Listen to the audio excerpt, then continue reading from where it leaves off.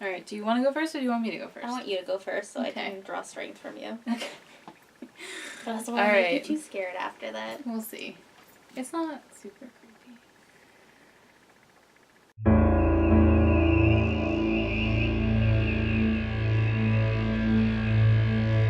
Hey everyone, it's Story and Courtney here. We are from Abeco and we're doing a fun thing.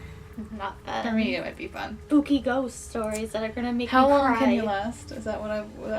How Yeah. long can you last? And it's where we tell each other stories and see how long either of us can last in listening to them. So mine is about the Battery Carriage House in Charleston, South Carolina, and it's actually this place that has me hoping to never stay at any hotel, motel, or bed and breakfast in Charleston. Yeah, I'm gonna cry, and then you're just gonna have to deal with me very tired tomorrow. So I'm gonna give you a history of 20 South Battery.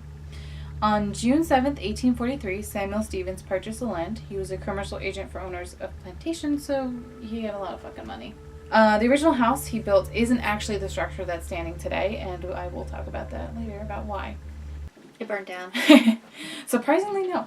Around 1859, he sold the property to John F. Blacklock, who has a badass last name. Just saying. He actually went on to move his own house that was originally located at 18 Bull Street to his newly purchased 20 South Battery land. And I don't know how he did it. He literally moved. I don't know if it's like he literally moved his house. Nobody's telling me on the internet. This was 1859. He moved his house to his new property. So it's doable in the 1800s. I mean, they brought it over the ocean in 1852. All right. Oh, Andrew Simmons. He didn't have a great personal life. His son, Andrew Simmons Jr., was a partying alcoholic and ended up in a sanatorium. Mm-hmm. And his wife, Daisy, there's irony here, loved expensive parties. Mm-hmm. And in order to have some peace, he delved into art. I don't know how any of this is relevant to the spooky stuff, but that's just the history. I'm just picturing he locked himself away. Just painted really See, shitty it's paintings. Very like Ringo Starr paint. His arts. Anyway, so they sold the house in 1912 and it became home to multiple people throughout the years. In the 60s, it actually became apartments for college students, and that will be important later on, so keep that in mind. And in the 80s, it became a hotel that is actually the one standing today. And it's now known as the Battery Carriage House Inn, and it's owned by the second great-grandson of Andrew Simmons. So now we're going to get to the spooky. I'm still at the parties. Still at the parties? Well, okay. There's some ghost parties. The Battery Carriage House Inn is actually one of the most haunted locations in Charleston, and the occurrences date back to just after the Civil War, obviously. There's activity all over the property, but there are 3 rooms in particular that guarantee ghost encounters. The ballroom. No. The painting room. I mean, sure, but... The bedroom when you're sleeping and somebody's standing There's at the 3 rooms that are actual, like, hotel rooms that you stay in. So room 3, the story is that a married couple staying in the inn went to bed, but was suddenly woken up after midnight by the husband's phone. And it was making this loud and odd noise, but what's really weird is that he had turned the phone off before he went to bed. They also witnessed an orb floating around the room on the first night, and then on other nights following that, they found that there were a lot more orbs in their room. The ghost party. Like the one upstairs with my dogs right now. So after the second night of restless sleep, they met with the psychic, who just so happened to be a guest there too. Suspicious to me. She said that she felt the presence of multiple spirits, and at the couple's request told the spirits to leave. And then there were no further problems for this couple after that. Polite. Yeah. That's the calm one. That's the calm one. Oh. Yeah. So they're still there. They did stop bothering that couple at the time. Room number 8. This ghost is supposedly the most terrifying at the hotel. And personally, this one really terrified me as a kid, and it is why I hate this place and will never stay there. So in the middle of the night, while the guests of room 8 are sleeping, they're awoken by strange noises that are usually described as growling and moaning. And when they open their eyes, they see a floating, headless torso. It mainly bothers men, but it never actually hurts anyone, supposedly. I mean, that's enough. But it terrified me because I read a book and there was a creepy headless torso photo that isn't really, there's no photographic proof, but a headless torso. And they say it's supposed to be a Confederate soldier. Now, room 10, this is the 3rd room. That is spooky. Yes. Well, I don't know, we'll see. is known as the gentleman ghost. He's described as a gray shadow, average height and build, and I quote, I actually quote this, glides about the room rather stylishly. It's an actual quote. This is where it actually gets kind of creepy. Stylish. Stylish. Mm-hmm. It's mostly women who have seen and interacted with him. I'm glad. Mm-hmm. They've woken up to him lying beside them in bed, petting their hair, and even following some of the men around the hotel because he doesn't want them there. Ghost. Okay. Some believe him to be a college student who stayed in one of the apartments around the 1960s who jumped from the roof, though it is an odd theory because people have described him as having period clothing. He could have been into it. Who knows? That's it. That's the Battery Carriage House Inn. I thought it was going to be a lot scarier. No, I'm going to go easy on you. Although if the ghost was petting my hair in the middle of the night, listen, that my is fist would go creepy. through his little ghosty face. Like, I don't... See, the last two really That's are not a terrifying. gentleman, in their own though. way. No! Why did they call him a gentleman ghost I don't if he lays know. in your bed without permission? Yeah, and I just remember hearing the story of this woman. She was telling about how, like, she woke up and, like, this ghost was laying next to her sister. And it's, like, it's just... It's the scary. sage would have come right out. Yeah. Well, congratulations. You made it through that one. I I'm did. proud of you. We'll see if We I were text touch and you go tonight. there. All right. 3 o'clock in the morning. Thinking about that ghost. Which one? The headless one still. Like, I can't. No, Can't I'm not. imagine. And that supposedly, like, if you try and tell it to leave or like you get too close to it, it growls even more. I'm frightened. Onto yours. One time at work, I was walking down the hall, Oh, is this the? and from the corner of my eye, I see somebody standing in the conference room. Except And I keep going, and then I look back. There's nobody there. We both had that experience actually. Both so. saw it. Green shirt Uh-huh. and khakis. Whoever you are. Please water my plants because I forgot today. Thank you. Arkansas. I don't know anybody from Arkansas. I don't know I don't anybody either. who's ever been to Arkansas. Does it exist? That's it. That's the story. I hate you.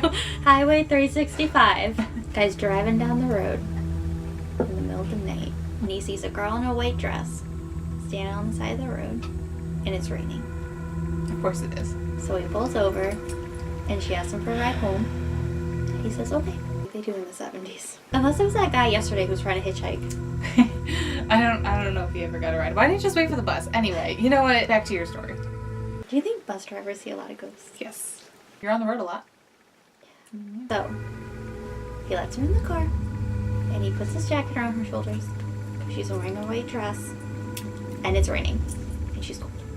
So he drives her home, and he gets out of the car and walks around the car and lets her out. But there's nobody there. She's gone. Took his coat with her. Kind of rude. So he goes to the door, because maybe he thinks she Why just would you? sprinted to the house. But there's a lot of flaws. He did a good deed. Okay, but So he had to let somebody know he did a good deed.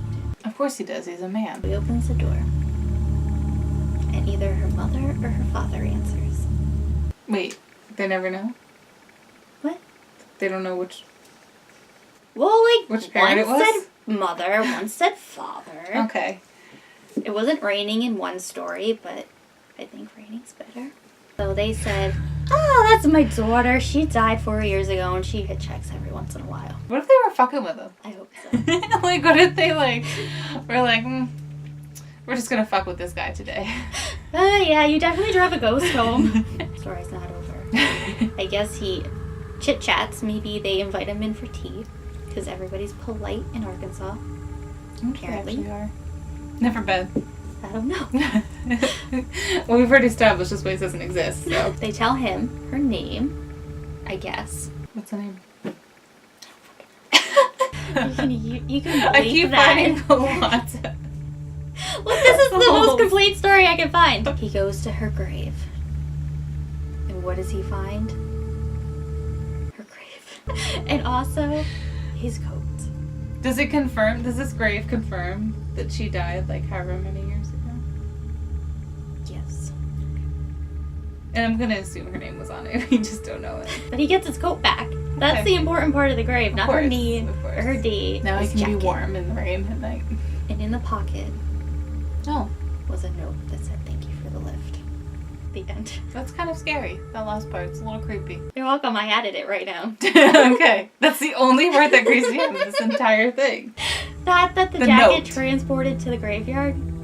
Well, I found some plot holes along the way. So this is the story. There's a girl on the side of the road, Mm-hmm. and she's hitchhiking, Mm-hmm. and she gets in this guy's car, and he gives her the coat. She waits for him to get out of the car.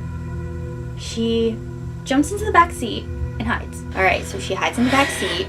He goes, "Oh my gosh, where'd she go?" He goes up to the house. The parents say, "Come in for some tea." So she... Okay, I see where you're going. She takes his wallet and all his money. This took a turn. This is Right? not where I thought it was Right? going. And okay. then she sprints to the graveyard, puts the jacket on the grave of the person the parents are talking about. And then the parents send him to the graveyard. He's creeped out. He doesn't realize he was robbed until 3 days later. That is the movie I'm writing. But then what about, like, the family? The What about family's them? in on it. But then that would just leave... That's really bad planning. But then again, it's Arkansas. Are people nice in Arkansas? I don't know. Find out. Arkansas YouTubers. Are you all nice? Would you rob somebody over a good story? In a plot twist, I think my family's from Arkansas. And you were talking shit and really... And I was talking shit. I really tried to make it a better story, but I really... You know, if you didn't tell me that you had added in the note part... I thought the note added a little something. It really did. It's really what got me. On that note, We both made it through. we did. It was touch and go there for a second. I was thoroughly spooked for a little while. Which part was it for you? It was before the gentleman ghost. The gentleman ghost was just creepy. Yeah. It's just really creepy. like I feel like I've and I met don't him get why before. people are like chill with it. Oh. Yeah, no, the headless torso one is terrifying to me, even to today. Even though, like, I feel like I'd be okay as a kid. And that's the thing about Charleston is most hotels and stuff there are actually, like, they're all haunted. So Number I just one gotta go plan. and buy a house. We've accomplished something here today. And I think we should do more of this, but you need to prepare better. There are no good news stories. We will see you later, internet. Yeah. Catch your 3 a.m. video when I can't sleep.